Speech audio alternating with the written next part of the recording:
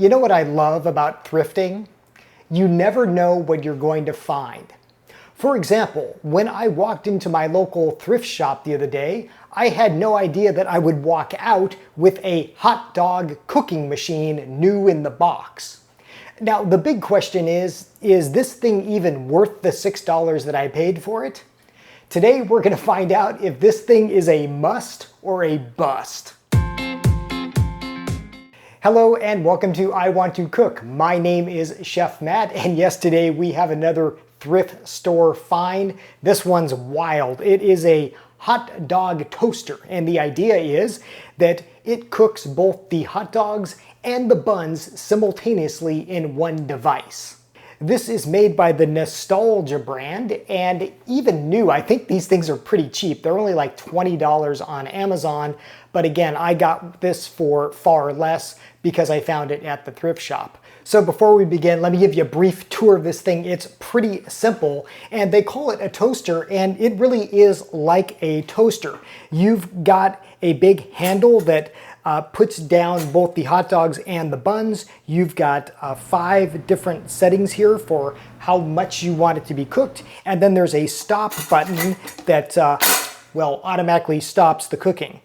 Now the way this works is there's like this cage here, and you put the 2 hot dogs in it and put this back into its slot there. And then there are 2 places for buns that toast the buns while they're also toasting the hot dogs. And just like a toaster, around back there's even a little crumb tray that you can pull out so you can wash off any crumbs that come from the buns or any drippings from the hot dog. Now this machine says that it can cook a variety of hot dogs, beef, chicken, and even larger things like bratwurst. But as you can see, I don't think a bratwurst would fit in here.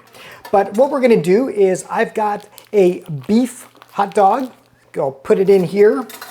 And then I've got a chicken hot dog. And we'll put it in there. And this is just a regular bun. And as you can see, this does fit pretty well. But if you have something larger like this gluten-free bun, well, this isn't going to fit quite so well. So we're gonna try to, I don't know, maybe we'll try to cram it in here. So let's put this guy in and toast this at level 5. That will be the highest. I'm also going to time this, and we're going to see if this thing can actually cook these hot dogs completely. That would be to about 160 or 165 degrees, which would make them safe to eat, even though they are pre-cooked. Okay, it looks like the buns didn't quite go down, so we might have to kind of manually push these down. I'm gonna start my timer, and we'll see how long this takes for these hot dogs to be cooked in this hot dog toaster.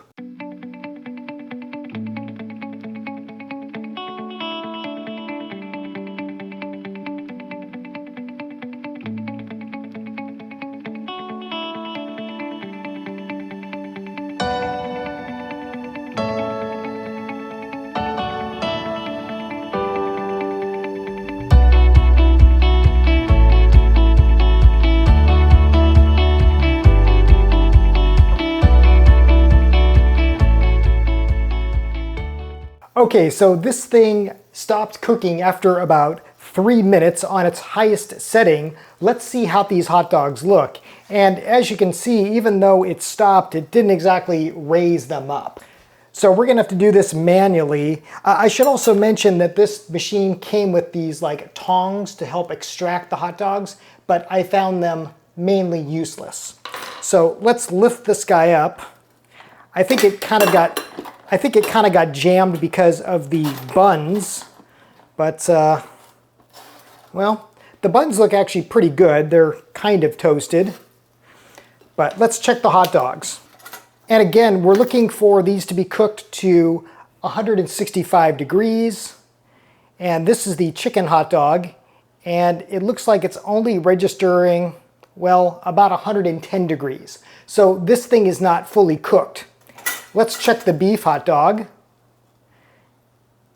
And the beef hot dog did a little bit better. This is at about 135, but it's not cooked. So that means we're gonna have to cook these hot dogs longer. So let's do that.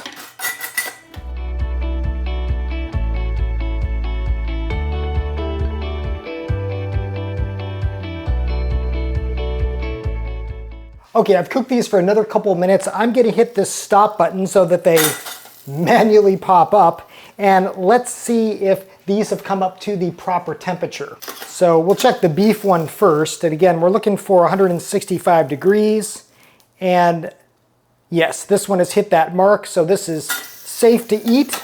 Uh-oh, we just lost one. Okay, now let's check the chicken one, and as you can see, this thing is kind of hard to pull out, so anything bigger than this chicken hot dog, well, it wouldn't really fit in there. So let's see if this has reached the proper temperature. And it looks like it is just not even done still. So I'm gonna do this for a couple more minutes. And well, I guess the big question is, in addition to, does this thing even work? How does it make these things taste?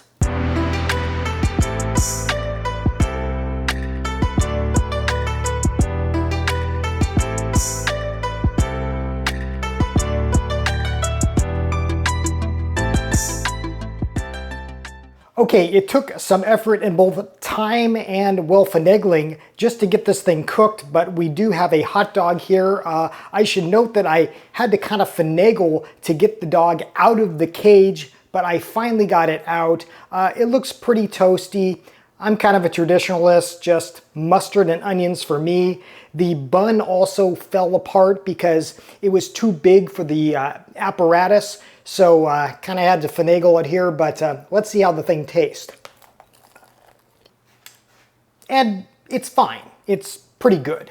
But as far as this machine, well, even for the $6 I paid for it, I think that's too much. And I don't know, unless you really wanted a dedicated hot dog and bun cooker, maybe something for your office or, I don't know, a party or something, I don't think it's worth the money. I think you're better off just cooking your hot dogs any other way. Even in a toaster oven, I think that would work better than trying to finagle with this. So essentially, this machine had one job, to cook a hot dog, and well, it didn't really do it, at least not until we did it 3 times in this device to bring this up to a proper temperature. And that was using the highest setting. It's a good idea, but to me, this leans more toward bust than must, and I think this is just going to get redonated, and maybe somebody else will have better luck with it.